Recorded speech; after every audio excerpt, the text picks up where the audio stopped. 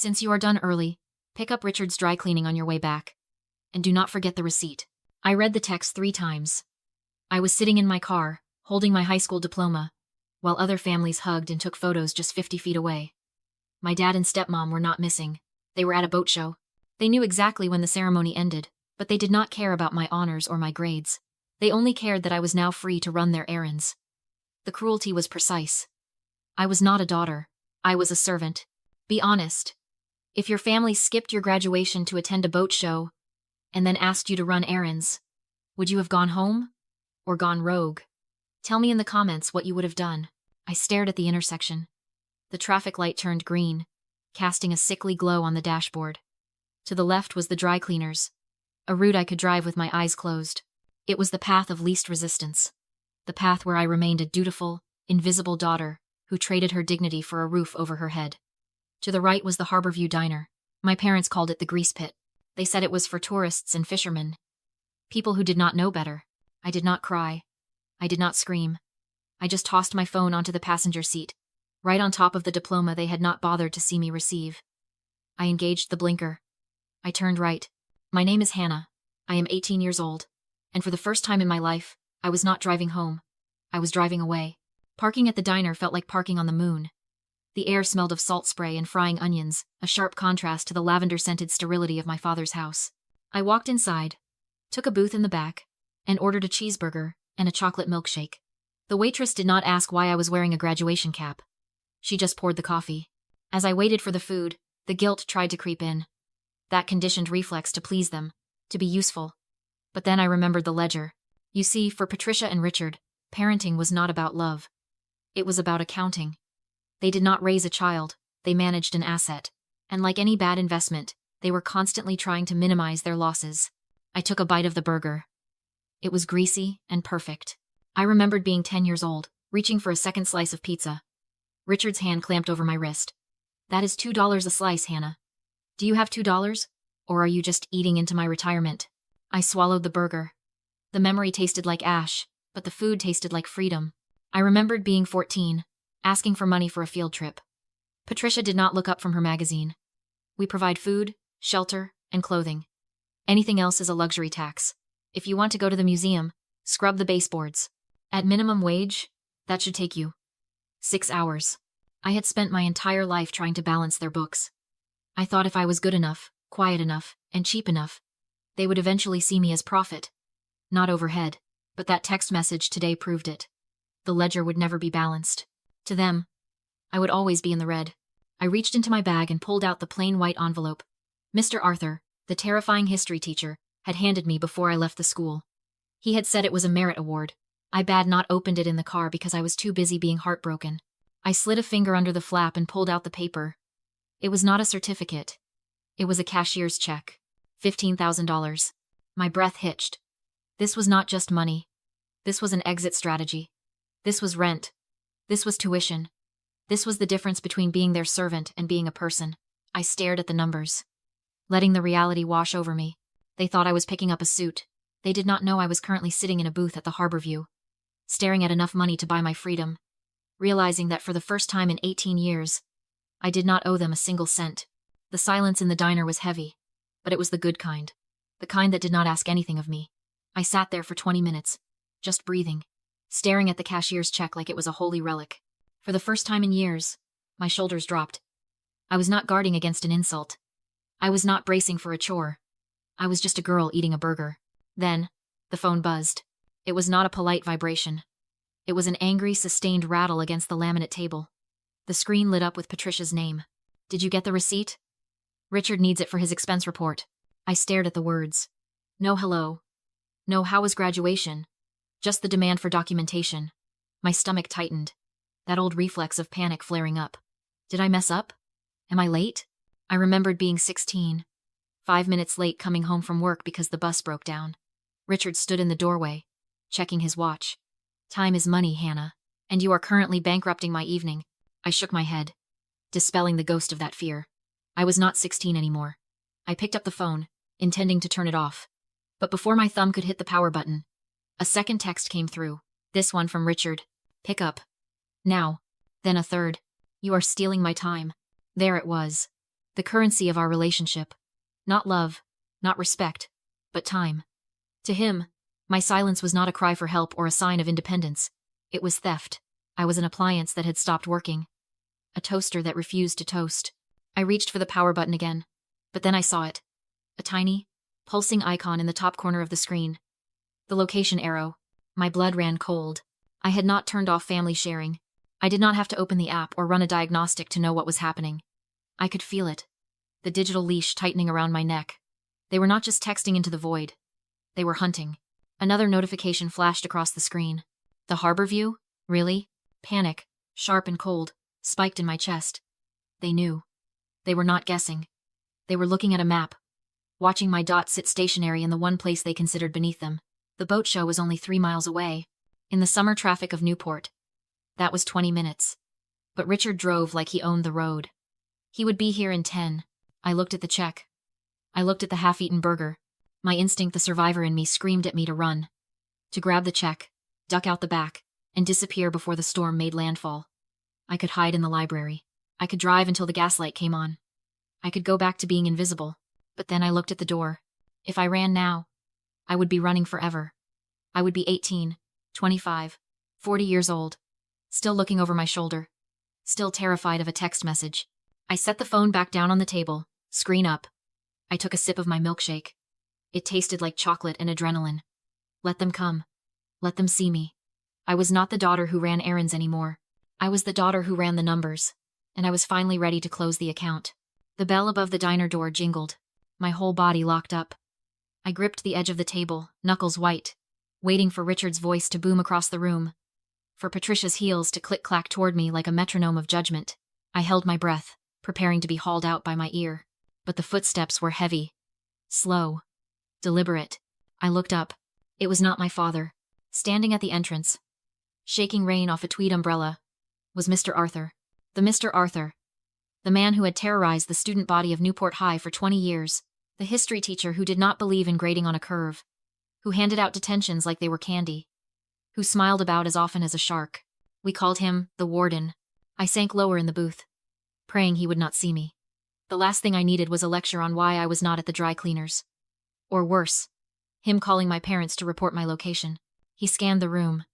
His eyes sharp, gray, missing nothing, swept over the counter, the pie display, and landed directly on me.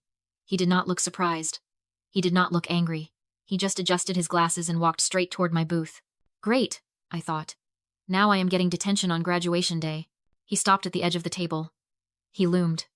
Miss Hannah. Mr. Arthur, I squeaked. I was just eating, he finished. Mind if I join you? He did not wait for an answer. He slid into the booth opposite me, placing his umbrella on the floor with precise care. He signaled the waitress for a black coffee. Then he folded his hands on the table and looked at me. Not through me, like my parents, but at me. I assume, he said, his voice gravelly and calm, that you decided the dry cleaning could wait. I froze. How did you? I saw your father's car at the boat show, he said. And I know your stepmother's penchant for delegation. He looked down at the table. The check was sitting there, right next to the ketchup bottle. $15,000. Face up. I made a move to cover it, embarrassed. But he stopped me with a look. Do not, he said. It is yours. You earned it. I do not understand, I whispered. You gave me this. But you hate me. You gave me detention every single day for 4 years. Did I? He took a sip of the coffee the waitress had just set down. Or did I ensure you had a quiet place to study where your phone had to be turned off? My brain stuttered. I thought back to those afternoons in his classroom. The silence. The way he would grade papers while I did my homework. The way he never actually made me scrub desks or write lines. He just let me be. That check is not charity, Hannah, he continued, his tone shifting from teacher to something sharper, more professional. It is a disbursement from the Newport Educational Trust. I am the trustee, and before you ask, no, your parents cannot touch it. They will try, I said, the fear creeping back in. They will say I am a minor, or that I owe them for room and board. Let them say it, Mr. Arthur said. He reached into his jacket pocket and pulled out a thin leather notebook. He opened it, checking a page. The terms of the trust are specific. The funds are designated solely for the beneficiary's educational and living expenses, payable only to the beneficiary upon graduation. It is legally bulletproof. If Richard tries to cash it, he commits federal wire fraud. He looked at the door. Then back to me. They pinged your phone. Did they not? I nodded mutely. Good, he said. Then they will be here any minute. I should go, I said, half rising. I cannot fight them alone. Sit down, Mr. Arthur ordered. It was not the voice of a teacher scolding a student. It was the voice of a general holding the line. You are not alone. Drink your milkshake. Let them come. For the first time in 4 years, the scariest man in school was not the monster under the bed. He was the door that kept the monster out. The door to the harbor view did not just open. It was thrown back against the jamb with a violence that rattled the silverware. The conversation in the diner died instantly. Heads turned. And there they were. Richard and Patricia stood in the entryway, backlit by the gray afternoon light. They looked like they had been cut out of a magazine and pasted into the wrong collage. Richard was wearing salmon-colored shorts and boat shoes. Patricia was in a white linen dress and a sun hat that was far too wide for a narrow doorway. In the gritty, neon-lit diner, they looked ridiculous. But they did not look funny. They looked lethal. Richard scanned the room, his face a mask of tight, controlled fury. When his eyes locked onto me, I felt my stomach drop through the floor. It was the look he gave me when I broke a plate, when I got a B on a report card, when I existed too loudly. They marched toward the booth. They did not run. They stalked. You! Richard hissed, his voice low and vibrating with rage. He ignored Mr. Arthur completely. Do you have any idea how embarrassing it is to have the dry cleaner call me? To tell me my suit is still sitting on the rack? I started the old reflex to apologize rising in my throat. We have the gala tonight, Patricia snapped, stepping out from behind him. Her eyes were hard, scanning the table, judging the grease on the burger wrapper. And instead of doing the one simple thing we asked, you are here, eating garbage. She reached out and flicked the milkshake cup. It was a small, petty gesture, but it was designed to remind me of my place. Get up, Richard commanded. Now. You are going to get the suit, and then you are going home to clean the kitchen before we get back. And do not think you are seeing the car keys for a month. For a second, I almost moved. I almost slid out of the booth and obeyed, because that is what I had done for 18 years. That was the script. But then Patricia's gaze drifted down. She saw the envelope. She saw the slip of paper resting face up on the Formica table. She saw the numbers. $15,000. The change in her face was instantaneous. The annoyance vanished, replaced by a sharp, predatory focus. Her eyes widened, then narrowed. She did the math in a microsecond. Where did you get that? She demanded, her voice rising an octave. It is mine, I said, my voice shaking. Yours? Richard laughed, a harsh, barking sound. Nothing you have is yours, Hannah.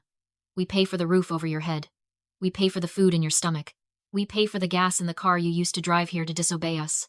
He leaned in, placing both hands on the table, boxing me in. That check, he said, is reimbursement. Reimbursement for what? I asked, shrinking back against the vinyl seat. For raising you, Patricia said, reaching out a manicured hand.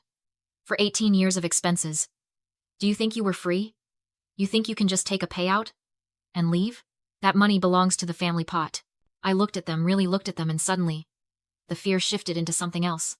I realized what I was seeing. In psychology, they call this an extinction burst. It is what happens when you stop feeding a behavior. When a rat pushes a lever and no pellet comes out, it does not just walk away. It pushes the lever harder, faster, more aggressively. It freaks out. My parents were not displaying strength. They were panicking. I had cut the supply, my obedience, my labor, my silence, and they were flailing. This was not the roar of a lion.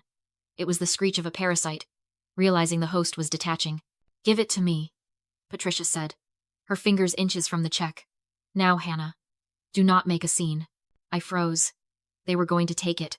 They were going to take my freedom, cash it, and spend it on boat shoes and wine. And I would be back in the kitchen, scrubbing floors to pay off a debt that did not exist. No, I whispered. Patricia lunged for the check, but Mr. Arthur slammed his hand over it first. That does not belong to you, he said. Richard stepped up, sneering that Arthur was just the detention teacher who had made my life miserable for years. I looked at Mr. Arthur and knew it was true. Endless detention, isolation, missed weekends. Mr. Arthur rose to his full height and said, Yes. I gave her detention 3 times a week. Richard grinned until Arthur continued, revealing he had known from freshman year that my parents punished me for success. If I excelled, they made me work. If I was happy, they crushed it. So he disguised help as punishment.